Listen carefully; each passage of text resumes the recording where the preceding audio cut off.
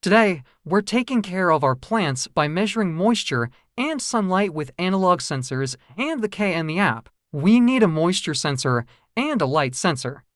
First, we connect the moisture sensor to the ESP32, connect VCC to the ESP's VCC, GND to GND, and the analog pin to pin 34 of the ESP.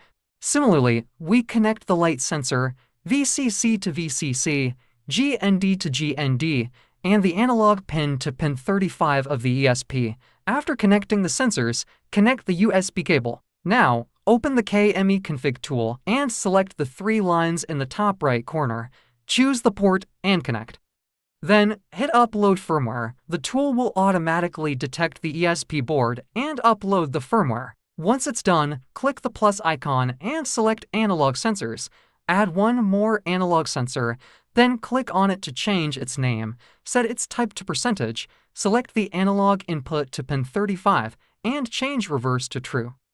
Do the same for the other sensor, but set the analog pin input to pin 34 and hit Upload. Press and hold the boot button for 2 seconds to enable Smart Connect mode.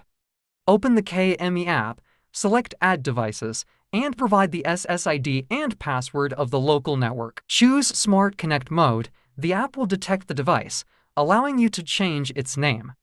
Now, you can monitor soil moisture and measure sunlight exposure for your plants. Additionally, you can review previous data. This technology has numerous applications, especially in agriculture.